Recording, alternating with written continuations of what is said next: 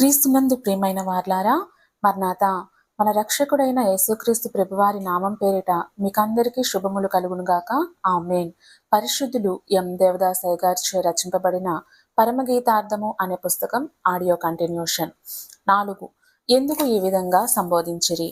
ప్రభువు సంఘము ఒక్కరే అనియు క్రీస్తు ప్రభువునకు కలిగిన సమస్తముపై సంఘమునకు సమానమైన హక్కు గలదని తెలుపుటకిట్లు సంబోధించిరి.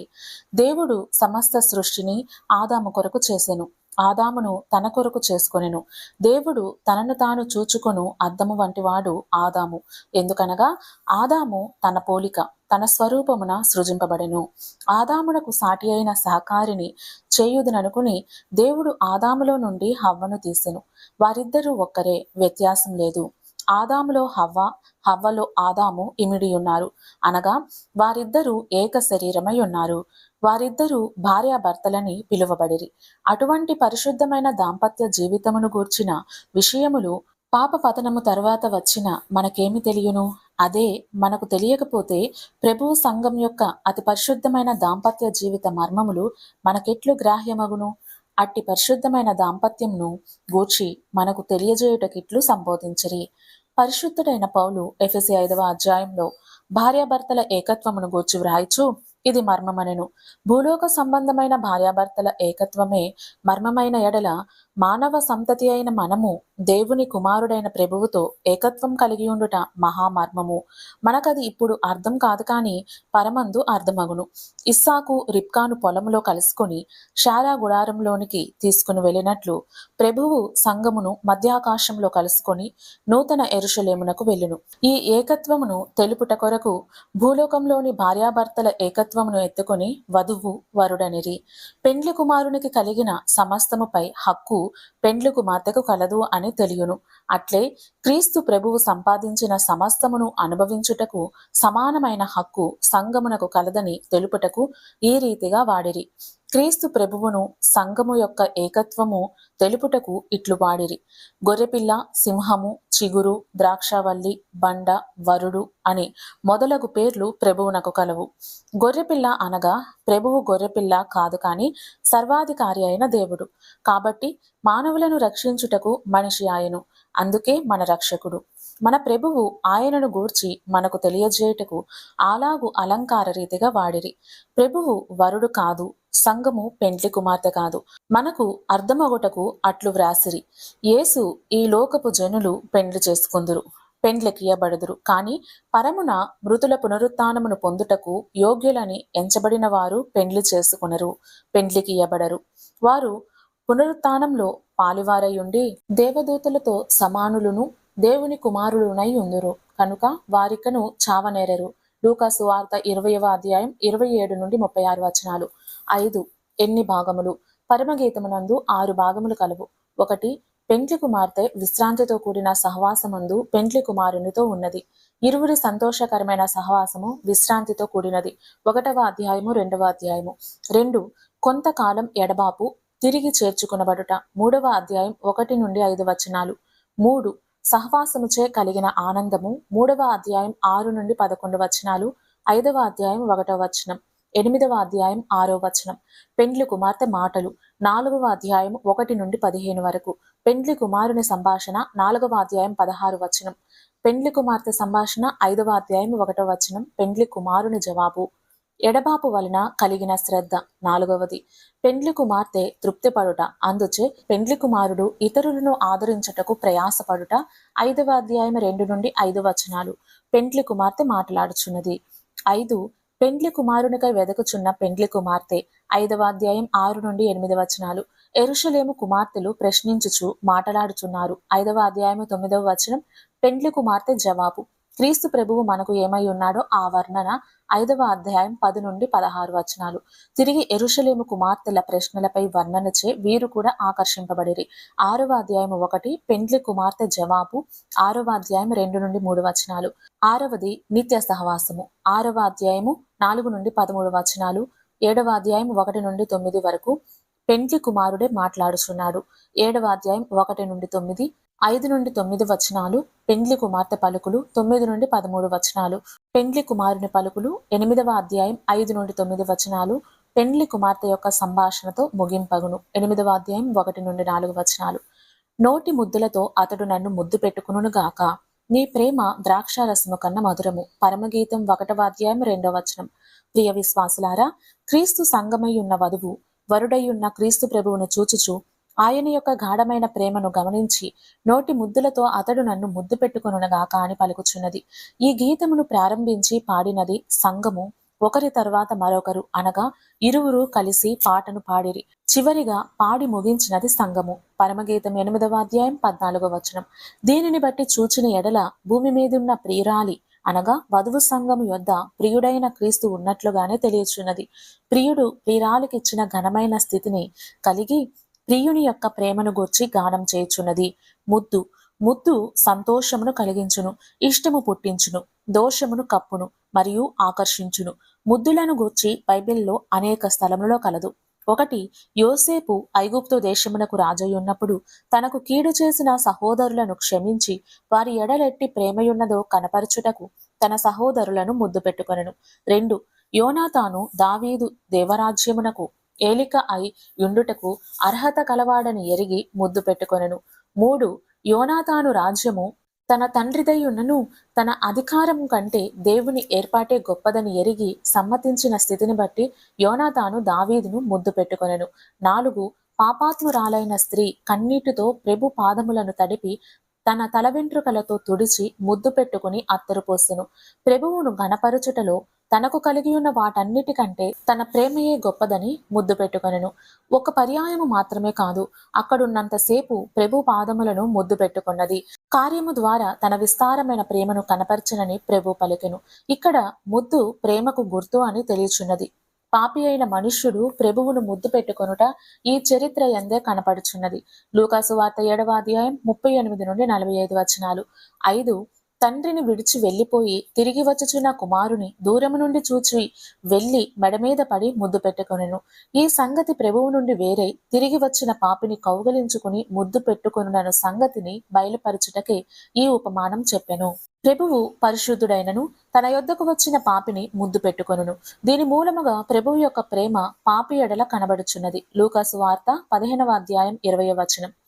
పాపి ప్రభువునద్దకు వచ్చినచో ప్రభువు తన ప్రేమను కనపరచుటకు ముద్దు పెట్టుకుని ఎడల ప్రభువుతో గొప్ప సహవాసానుభవము కలిగి ఉండుట మాత్రమే గాక ఆయన యొక్క ప్రేమను స్మరించి ఆయన చిత్తానుసారముగా నడిచి పరిశుద్ధతను కలిగి అనేకమైన కృపావరములను సంపాదించుకున్న వారి ఎడలను మరియు ఆయన నామం పేరిట అనేక శ్రమలను అనుభవించుచున్న వారిని ఆ ప్రభువు ఎన్ని మార్లు ముద్దు పెట్టుకొనునో అను సంగతి లోకస్తులకు అనగా ప్రస్తుతం అనుదినము సహవాసం లేని వారికి తెలియదు.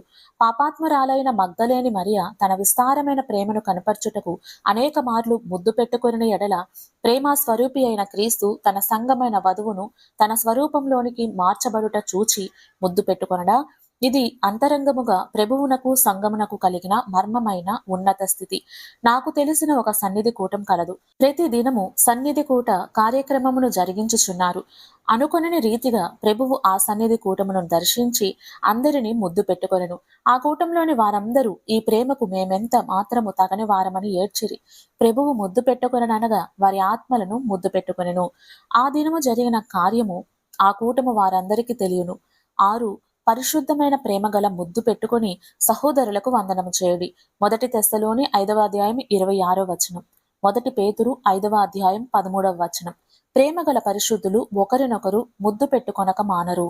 మనుష్యులకే ఇట్టి స్థితి కలిగి ఉండవలనని దైవవాక్యము తెలియజేయుచుండగా అంతములేని ప్రేమ గల ప్రభువు తన స్వరక్తమిచ్చి సంపాదించిన తన స్వారూప్యమునకు మార్చుచున్న ఆయన తన ప్రేమ కనపరచుటకు సంగమును ముద్దు పెట్టుకొనెను. అందుకే వధువు సంగము నోటి ముద్దులతో అతడు నన్ను ముద్దు పెట్టుకొనుగాక అని పలుకుచున్నది. 7. మాట ముద్దు, వ్రాత ముద్దు ఇవి దూర ప్రాంతములలో ఉన్నవారికి చెందును. నోటి ముద్దు అనగా అతి సమీపమున ఉన్నవారికి చెందును. అయితే సంఘము ముద్దు పెట్టుకొనుగాక అని పలుకుచున్నది అనగా ప్రభువు సంఘమునకు ఎంత ముద్దులిచ్చినను అవి దూరము నుండి పంపెడివి.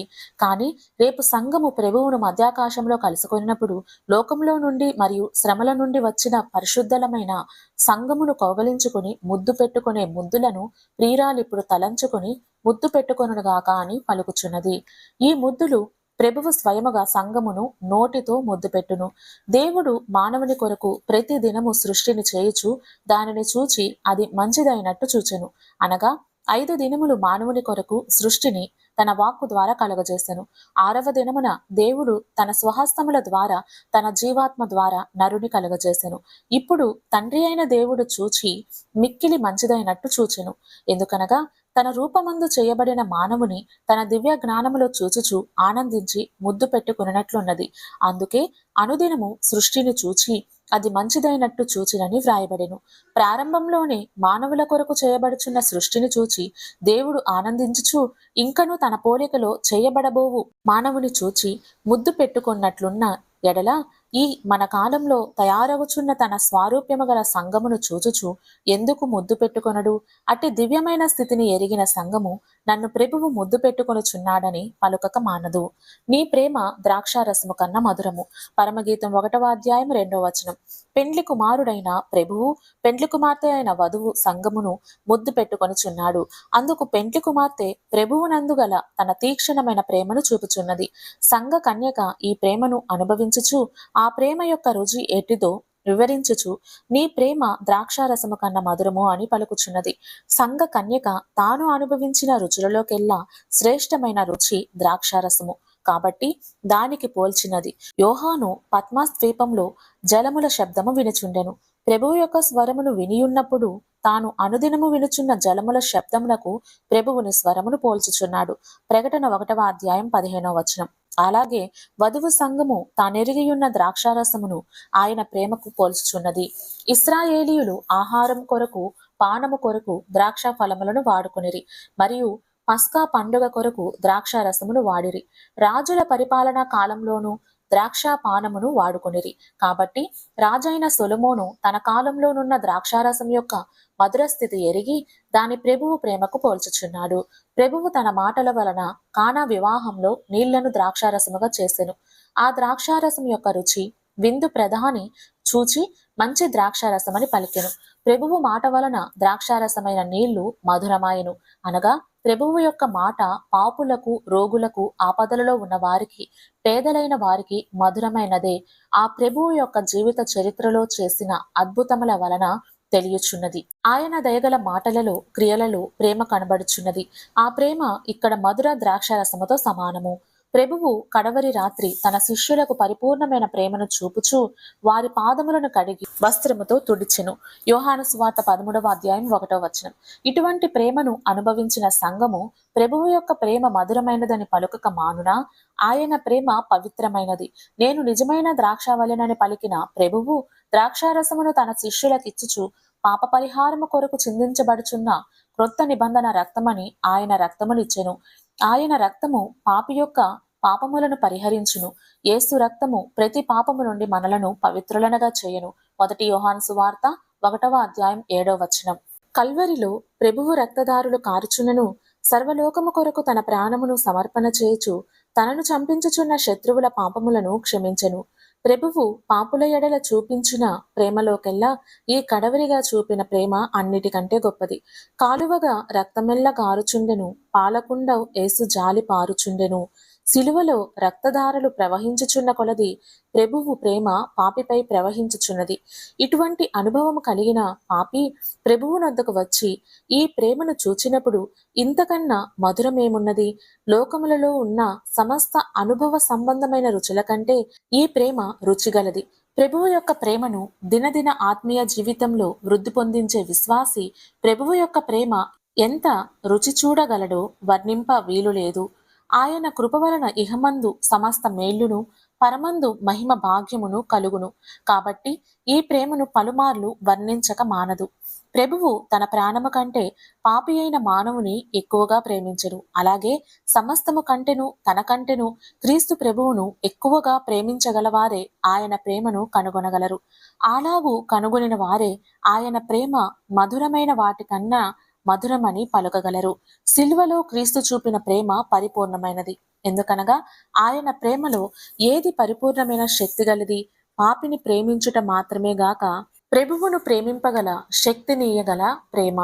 ప్రేమించిన ప్రేమ యొక్క శక్తిని గుర్తింపగలిగినట్లుగా చేయగలిగేదే ఆయన ప్రేమ. అందుకే నిన్ను గల్గిన వారి మాట ఇన్నాలేవు జీవయుకలమున్ నిన్ను ప్రేమతో జోచు వారికి నీదు ప్రేమ ఏమియో తెలియును యేసు నీ తలపే నాకు ఎంతో హాయి ప్రభు యేసు నీ తలపే నాకు ఎంతో హాయి. ఈ రీతిగా ప్రభువు యొక్క ప్రేమను వర్ణించుట ఎవరి తరము కాదు. ఆయన ప్రేమ ఆది అంతము లేనిది. అందుకే వధువు సంఘము నోటి ముద్దలతో అతడు నన్ను ముద్దు పెట్టుకొనుచున్న ఆ ప్రేమ ద్రాక్షారసము కన్నా మధురమని పలుకుచున్నది. ఇట్టి క్రీస్తునందలి ప్రేమానుభవము మీకును కలుగునుగాక. ఆమేన్. మరణాత.